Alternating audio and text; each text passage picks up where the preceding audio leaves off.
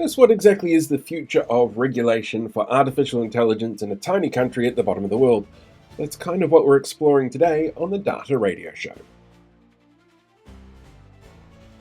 Hello there, and welcome to this week's episode of the Data Radio Show.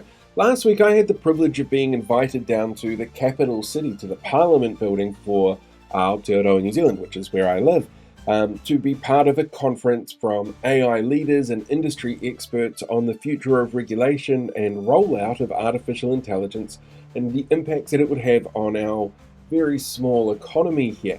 And there's some really interesting stuff that came out. Now, I've been waiting a week or so to put this out because I was hoping for some help from some artificial intelligence myself into seeing what the results of that particular conference were when we got the summary information. And there was some really fascinating stuff that came through on there. And Artificial Intelligence's Notebook LM podcast breakdown is really spot on. But it highlighted something that I wasn't expecting. That difference between what the public perception is around artificial intelligence versus what people who work within the industry and people who have already adopted artificial intelligence is, and the gap between the two. So that's what the majority of this is actually exploring this week. So before we jump over to that, make sure you hit that like button on the video, to share the video or subscribe to the channel so that you can keep getting updates. And yeah, let's jump over and see what the analysis was. You know, it's really quite striking to see how seriously New Zealand is engaging with the rise of artificial intelligence. It's not just some fringe discussion. They seem to be actively trying to shape the conversation. Yeah, absolutely. Like, take that recent industry-led conference the Labour Party hosted, April 7th in Wellington. Right, I saw that. It felt like a pretty significant first step, didn't it, in figuring out their whole approach? Exactly. And what was really notable, I thought, was just the sheer variety of people they got in the room. It wasn't just, politicians hashing it out. Right. You had Chris Hipkins, the labor leader, sure. But also Frances Valentine. She's an education futurist, thinking long-term. Okay. Then reps from the NZ AI Forum, right in the thick of it, industry-wise. The Public Service Association, looking at the workforce angle. Even the Young New Zealander of the Year. Wow, that's quite a mix. It is. And that kind of diverse attendance really signals they're aiming for a broad, maybe inclusive start to tackling this tech. It really does. And that's exactly what we're digging into today. We've got the key takeaways from that conference. Right. Gives a glimpse into that level of thinking. Yeah, and we've paired it with this really fascinating AI survey report from Talbot Mills Research. Just out, April 2025. Okay. So fresh data on public and expert views. Exactly. It gives us that snapshot. So the goal for this deep dive is basically to pull out the most important nuggets from both of these sources. Okay. So you can quickly get, a solid handle on where New Zealand seems to be positioned with AI right now. Makes sense. So we'll be looking at what? The economic side? Yep, the potential economic boost, which sounds huge. Okay. And the ethics, I assume. Governance. Definitely. Critical questions there, plus the future of work for Kiwis. Right. Upskilling and all that. And that unique angle Macquarie data sovereignty, which seems really important in their context. Very important. And maybe one of the most interesting bits, how the general public's views sometimes really differ from the AI thinkers, as the report calls them. That perception gap. Yeah, that's always fascinating. So yeah, let's jump right in. Maybe let's start with that economic potential. That was a big focus at the conference, right? It certainly was. And the numbers they floated were definitely eye-catching. How big are we talking? Well, the range they mentioned was anywhere from about $39 billion up to $102 billion added to the New Zealand economy. Wow. Over the next decade. Over the next decade, yeah. That's a huge range, obviously, but even the bottom end... Still massive. It's a massive figure. So it immediately tells you why this is such a critical area for policy and discussion. Absolutely. And how does that optimism compare to what the Talbot Mills survey found? Well, that's where it gets really interesting. You see this difference in sort of optimism levels. Okay. The report splits responses between the general public and these AI thinkers.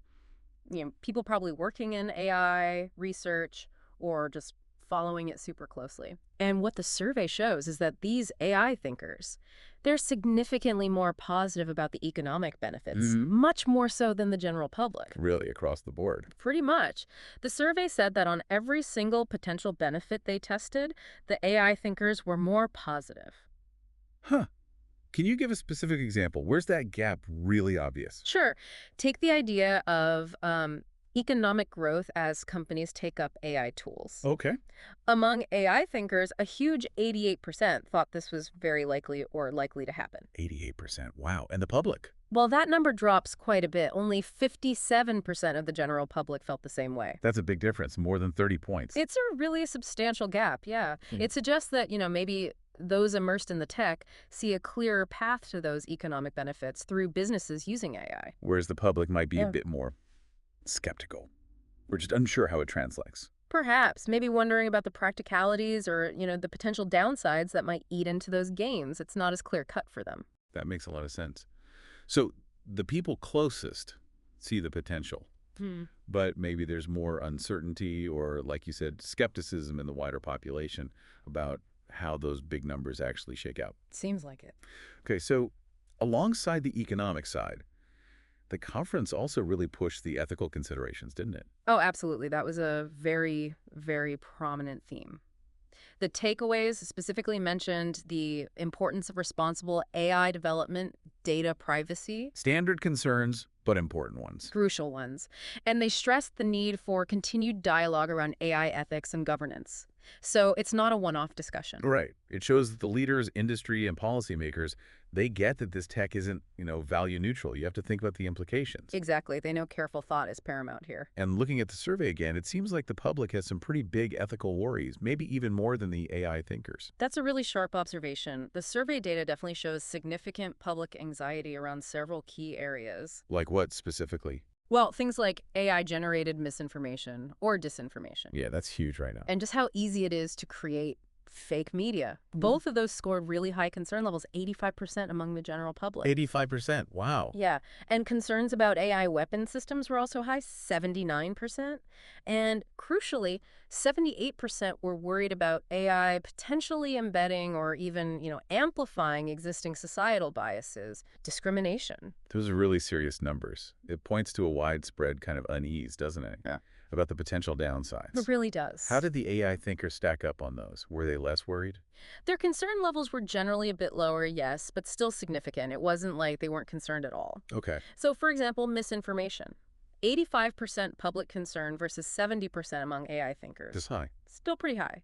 AI weapons, 79% public, 70% thinkers. And the bias issue, 78% public versus 61% of AI thinkers. Okay, so there's definitely a shared awareness of the risks across both groups. But maybe, what? A different level of worry. Or maybe the thinkers have more faith in finding solutions. That could be it.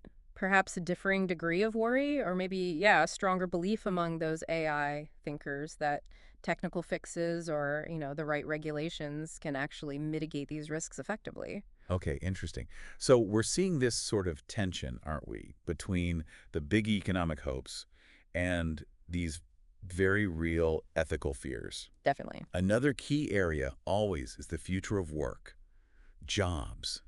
How did the conference and survey tackle that in the New Zealand context? Well, the conference takeaway specifically flagged the importance of upskilling and preparing our workforce for an AI-driven future. Right. A clear sign they expect changes. It's a definite acknowledgement that AI integration is likely going to cause shifts in the job market. You need to be proactive, get people the skills for new roles, or maybe adapt their current ones. And the survey, did it show different views between the public and the experts on how work will change? It did, yeah. Quite interesting differences, actually. Clear majority of the AI thinkers, 68%, think people's work will be significantly impacted by AI within the next few years, yeah. That's a pretty strong consensus in that group about just how transformative AI could be for the nature of work itself. And the general public. They acknowledge an impact, but they seem a bit less convinced about the scale of the change happening so quickly. 41% thought the impact would be significant in the near term. Lower, but still substantial. Still substantial, yes.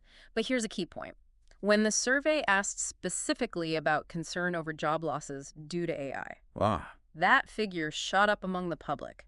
77% expressed concern about job losses. Okay, so that's fascinating. It sounds like the AI thinkers see a big shift in how work gets done. Right, the tasks, the tools. While the public might be more focused on the immediate worry, yeah. Will I lose my job altogether? Exactly. It's a subtle difference in perspective, but a really important one when you think about shaping policy or public messaging around the future of work. Absolutely. Now, you mentioned earlier New Zealand's unique cultural context. Maori culture, values. I know the conference touched on this with AI. Yes, and this is so critical. It's a really distinctive part of the AI conversation over there. How so? The conference explicitly stressed the need for inclusive AI development that considers Maori data sovereignty Okay, Maori data sovereignty. and ensuring diverse cultural involvement and perspectives. This isn't just like a footnote. It's presented as a core principle for AI in New Zealand. For listeners maybe not familiar, could you just quickly unpack why that concept, Maori data sovereignty, is so central there? Sure.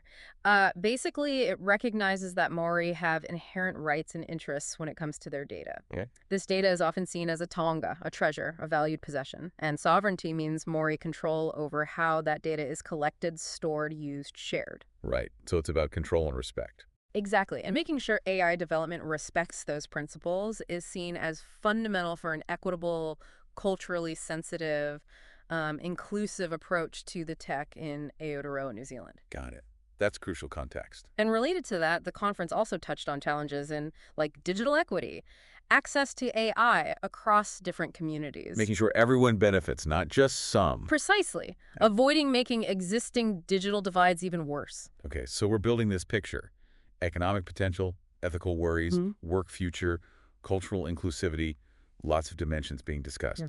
But that Talbot Mills survey, as we touched on, really seems to hammer home a pretty big difference in just the overall feeling about AI between the experts and the public. That is definitely a key takeaway from the survey, yes. There's a noticeable gap. How big a gap are we talking? Well, the April 2025 data showed 61% of AI thinkers said they had a positive view of AI tools. Okay, a solid majority. Yeah, but compare that to the general public, only 28% felt positive. Wow, less than half the rate. Much less. And interestingly, that public positivity had actually dipped slightly since August 2023 when it was 29%.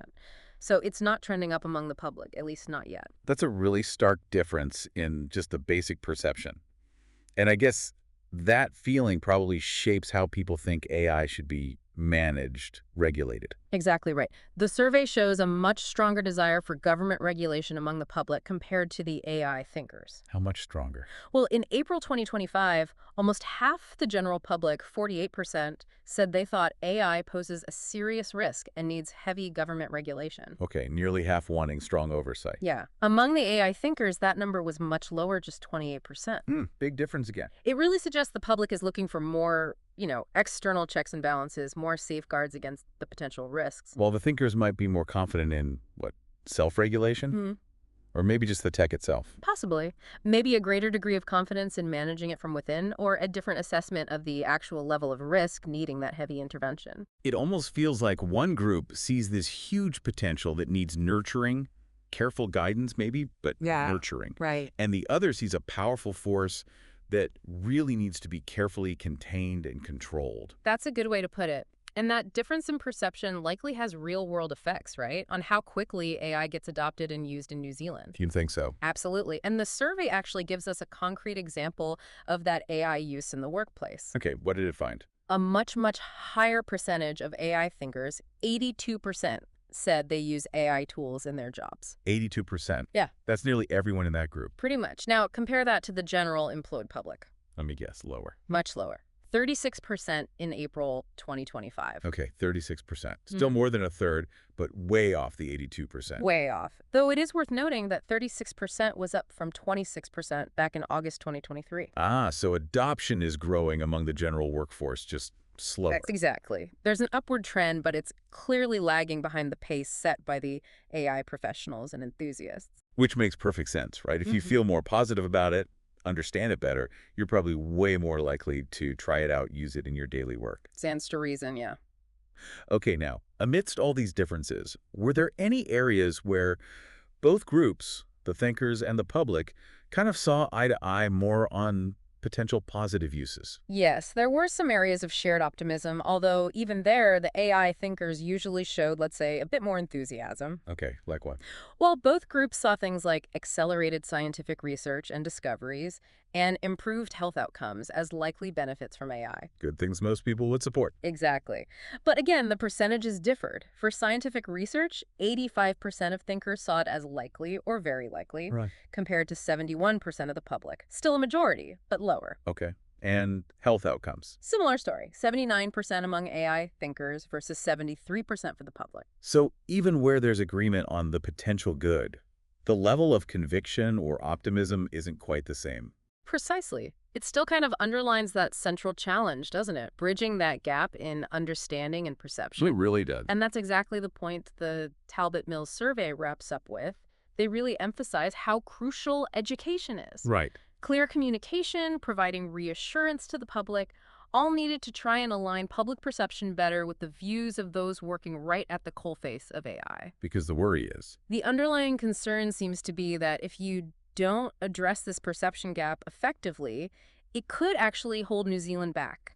How so? It could hinder the country's ability to really grab hold of those significant economic and societal benefits that AI could offer, the very benefits being talked about at that Labour Party conference. Right. Public acceptance becomes a bottleneck for realizing the potential. Potentially, yeah. You need that social license to operate, especially with powerful new technologies. Okay, so as we sort of wrap up this deep dive into the New Zealand AI scene, what are the main things listeners should probably take away? Okay, key takeaways. First, clearly the NZ government is being proactive, right? Engaging with AI seriously, shown by that conference. Second, the potential economic upside is huge, potentially transformative, but there's that split in optimism between experts and the public. Got it. Third, a really strong focus on ethics and, crucially, inclusive development respecting Maori data sovereignty, that unique NZ context. Very important. Fourth, the future of work is a big discussion point. Right. Thinkers see big shifts in how work is done, while the public worries more immediately about job losses. Okay. And finally, perhaps the biggest thread running through it all, that significant difference in overall feeling towards AI between the insiders and the general public. Yeah. And that difference colors everything. Perceived benefits, regulation, adoption rates. It really shapes the whole landscape. Yeah. And it does seem like those first steps, like bringing all those diverse voices together at the conference, are about starting the conversation needed to navigate all this complexity. Exactly. The dialogue's begun. Now it's about seeing how those discussions and how public feeling evolve actually shapes New Zealand's AI path forward. It definitely leaves you thinking, considering that huge potential alongside the public's very real, understandable concerns. How do you navigate that? How can New Zealand, or any country really, push innovation while keeping public trust? It really makes you think about your own role, doesn't it? Your own understanding, your expectations, as this tech just keeps weaving itself more and more into our lives. It's the billion-dollar question, isn't it? Finding that balance. Hey, thanks for checking out this week's episode of the Data Radio Show. It was really fascinating to be involved right from the start of this one, going down to the conference and seeing what information came out and what we ended up with as a product at the end with the help of AI.